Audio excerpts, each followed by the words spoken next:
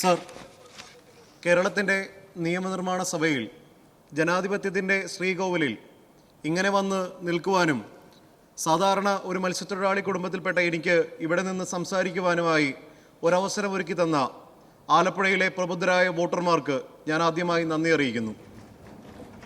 ഇന്നിവിടെ നിൽക്കുമ്പോൾ എനിക്ക് വേണ്ടി രാപകലില്ലാതെ കഷ്ടപ്പെട്ട ഇന്ത്യൻ നാഷണൽ കോൺഗ്രസിൻ്റെ സഹപ്രവർത്തകരോടും ഐക്യജനാധിപത്യ മുന്നണിയുടെ പ്രവർത്തകരോടുമെല്ലാം അവരെ ഹൃദയത്തോട് ഞാൻ ചേർത്ത് പിടിക്കുകയാണ്. സാർ, കേരളത്തിൻ്റെ ആദരണീയനായ മുഖ്യമന്ത്രി, കേരളത്തിൻ്റെ ധനകാര്യ വകുപ്പ് മന്ത്രി ശ്രീ വി.ഡി. സതീശൻ അവതരിപ്പിച്ച ഈ ബഡ്ജറ്റിനെ ഞാൻ സർവാത്മന പിന്തുണയ്ക്കുകയാണ്. സാർ, ഈ ബഡ്ജറ്റ് ഒരു സാധാരണ ബഡ്ജറ്റല്ല. ഇത് അനിതര സാധാരണമായ കാര്യങ്ങൾ ഒളിപ്പിച്ചു വെച്ചിട്ടുള്ള സാധാരണക്കാരെ, പട്ടിണിപ്പാവങ്ങളെ, അരികുവൽക്കരിക്കപ്പെട്ട സാധാരണക്കാരായ മനുഷ്യരെ ചേർത്ത് പിടിക്കുന്ന, അവരുടെ ജീവിതത്തിൽ പുതുവെളിച്ചം വീശുന്ന ഒരു ബഡ്ജറ്റാണ് സാർ. ഈ ബഡ്ജറ്റിനെ എപ്പോക്കൽ ബഡ്ജറ്റ് എന്ന് വിളിക്കാനാണ് ഞാൻ ആഗ്രഹിക്കുന്നത്.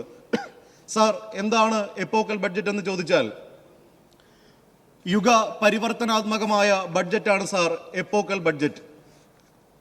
വികസന മുൻഗണനകളെ പുനർനിർവചിച്ച് സാധാരണക്കാരൻ്റെ ജീവിതത്തെ മാറ്റിമറിക്കുമ്പോഴാണ് ഒരു ബഡ്ജറ്റ് എപ്പോക്കൽ ബഡ്ജറ്റായി മാറുന്നത്. അരികുവൽക്കരിക്കപ്പെട്ട മനുഷ്യരെ ചേർത്ത് പിടിച്ച ഈ ബഡ്ജറ്റിനെ ഞാൻ ഹൃദയത്തോട് ചേർത്ത് നിർത്തി പിന്തുണയ്ക്കുകയാണ് സാർ. സാർ, ആദ്യമായി കേരളത്തിൻ്റെ നിയമനിർമ്മാണ സഭയിലേക്ക് ആലപ്പുഴയിലെ ജനങ്ങൾ എന്നെ തിരഞ്ഞെടുത്തയക്കുമ്പോൾ കേരളത്തിലെ പൊതുജനങ്ങളടക്കം ചില കാര്യങ്ങൾ ഇവിടെ പറയുവാൻ എന്നെ ഏൽപ്പിച്ചിട്ടുണ്ട് സാർ. അതിലേക്ക് കടന്നു വരുന്നതിന് മുമ്പ് തിങ്കളാഴ്ച ഇവിടെ ആദരണീയനായ കേരളത്തിൻ്റെ പ്രതിപക്ഷ നേതാവിൻ്റെ ഇടപെടൽ സൂചിപ്പിക്കുവാൻ ആഗ്രഹിക്കുകയാണ്. അദ്ദേഹം ഒരു കുപ്പിയിൽ കുറച്ച് വെള്ളവും മലിനജലവുമായി കടന്നു വന്നിട്ട് ഞങ്ങളുടെ AISFൻ്റെ AIYFൻ്റെ പ്രവർത്തകരെ പോലീസ് ഈ വെള്ളമുള്ള ജലപീരങ്കി ഉപയോഗിച്ച് ആക്രമിച്ചുവെന്ന് ആശങ്കപ്പെടുന്നത് കണ്ടു. ഞങ്ങളുടെ കുട്ടികൾക്ക് വേദനിക്കുന്നുവെന്ന് അദ്ദേഹം പറയാതെ പറഞ്ഞു. തങ്ങളുടെ കുട്ടികൾക്ക് വേദനിച്ചപ്പോൾ ഒരു പിതാവിൻ്റെ ഒരു കരുതൽ അദ്ദേഹത്തിൻ്റെ മനസ്സിലുണർന്നു. അദ്ദേഹത്തിൻ്റെ മനസ്സിൽ സഹജീവികളോടുള്ള ഒരു സ്നേഹമുണ്ടായി. ദീർഘമായ 10 വർഷങ്ങൾക്ക് ശേഷമാണ് മനുഷ്യ സഹജമായ ആ വികാരങ്ങൾ ആ മനുഷ്യനിലുണ്ടായത്. അതിനെ സർവാത്മന സ്വാഗതം ചെയ്യുകയാണ്. പക്ഷേ കഴിഞ്ഞ 10 വർഷക്കാലം അങ്ങനെ ഒരു വികാരം അദ്ദേഹത്തിനുണ്ടായിരുന്നോ എന്നുള്ള കാര്യത്തിൽ ആർക്കും ഒരു തർക്കവുമില്ല. അത് കേരളത്തിലെ പൊതുജനങ്ങൾക്ക് മുഴുവൻ ബോധ്യമുള്ള ഒരു കാര്യമാണ്. അദ്ദേഹം 10 വർഷക്കാലം ചെയ്തു കൂട്ടിയ കാര്യങ്ങളിൽ ഒരു ആത്മപരിശോധന നടത്തണമെന്ന് ഈ അവസരത്തിൽ പറയുവാൻ ഞാൻ ആഗ്രഹിക്കുകയാണ്. സാർ, കേരളത്തിൻ്റെ നിയമനിർമ്മാണ സഭയിൽ 1977 മാർച്ച് 30 നടന്ന ഒരു സംഭവം, ഒരു പ്രസംഗം ഇവിടെ സൂചിപ്പിക്കുവാൻ ഞാൻ ആഗ്രഹിക്കുകയാണ് സാർ. ഞാൻ ചരിത്രത്തിൽ നിന്ന് പഠിച്ചതാണ്. ഞാൻ അന്ന് ജനിച്ചിട്ടില്ല. അന്ന് കേവലം 28 വയസ്സ് മാത്രം പ്രായമുള്ള ഒരു യുവാവായ നിയമസഭാംഗം ഭരണകൂട ഭീകരതയ്ക്കെതിരെ, പോലീസ് ഭീകരതയ്ക്കെതിരെ എന്നോണം രക്തം പുരണ്ട വസ്ത്രമുയർത്തി പിടിച്ച് പ്രസംഗിച്ച ഒരു ചരിത്രം കേരളത്തിൻ്റെ നിയമനിർമ്മാണ സഭയ്ക്കുണ്ട്.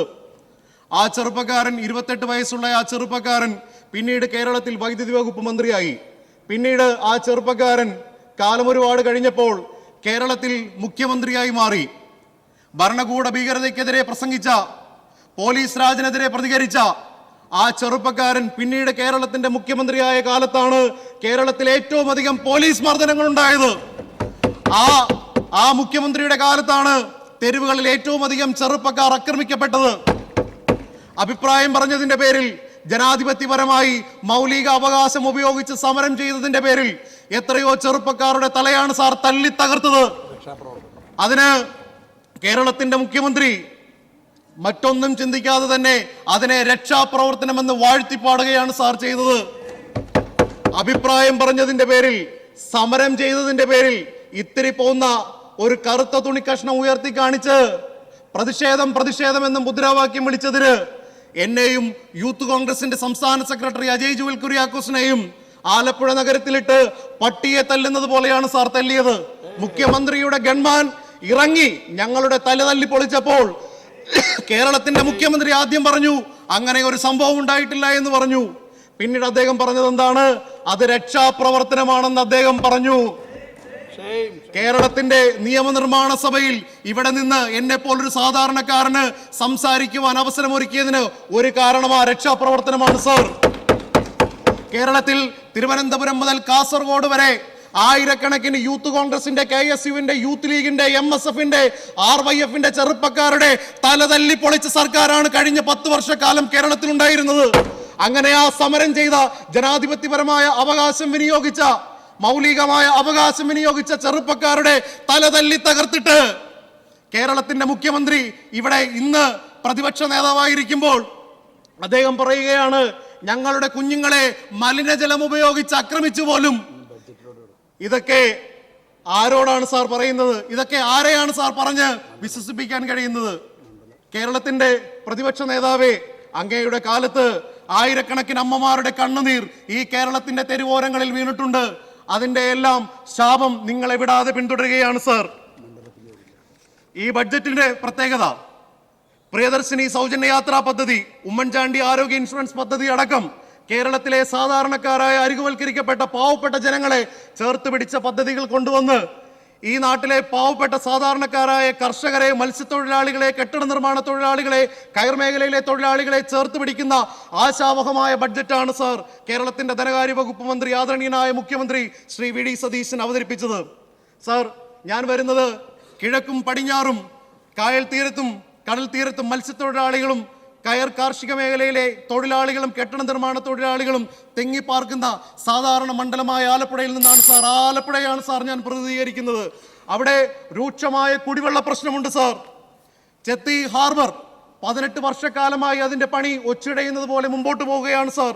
ചെട്ടിക്കാട് ആശുപത്രിയുടെ പണി ഇതുവരെ പൂർത്തിയാക്കാൻ കഴിഞ്ഞിട്ടില്ല. കയർ മേഖലയിൽ കഴിഞ്ഞ 9 വർഷക്കാലമായി കൂലി വർധനവുണ്ടായിട്ടില്ല സാർ. ഉൾനാടൻ മത്സ്യത്തൊഴിലാളികളുടെ പ്രശ്നങ്ങൾ ഇപ്പോഴും രൂക്ഷമായി തുടരുകയാണ്. ആലപ്പുഴ നഗരത്തിൽ ഒരു ചാറ്റൽ മഴ പെയ്താൽ വലിയ വെള്ളക്കെട്ടുണ്ടാവുന്ന സാഹചര്യമുണ്ട് സാർ. കേരളത്തിലെ ഏറ്റവും അധികം ശ്രദ്ധിക്കപ്പെടുന്ന മാരാരി ബീച്ചും ആലപ്പുഴ ബീച്ചും ഇപ്പോഴും ശാപമോക്ഷം കാത്തുകിടക്കുകയാണ്. ഈ മണ്ഡലത്തിൽ 10 വർഷക്കാലം ധനകാര്യ വകുപ്പ് മന്ത്രി ഉണ്ടായിരുന്ന മണ്ഡലമാണ്. വികസനപരമായി ഏറെ പിന്നോക്കം നിൽക്കുന്ന ഈ മണ്ഡലത്തിൽ ആദരണീയനായ കേരളത്തിന്റെ മുഖ്യമന്ത്രിയുടെ പ്രത്യേക ശ്രദ്ധയുണ്ടാകുമെന്നുള്ള കാര്യം ഞങ്ങൾക്ക് ഉറപ്പാണ്. ഇവിടെ ഈ മണ്ഡലത്തിൽ ഏറ്റവും അധികം തെങ്ങിപ്പാർക്കുന്ന മത്സ്യത്തൊഴിലാളികൾ പ്രത്യേകമായി ഈ സർക്കാരിനോട് നന്ദി പറയാൻ എന്നെ പറഞ്ഞ് ഏൽപ്പിച്ചിട്ടുണ്ട് സാർ. മത്സ്യത്തൊഴിലാളികളുടെ സബ്സിഡി, മണ്ണെണ്ണ സബ്സിഡി 75 രൂപയാക്കി വർദ്ധിപ്പിച്ചു.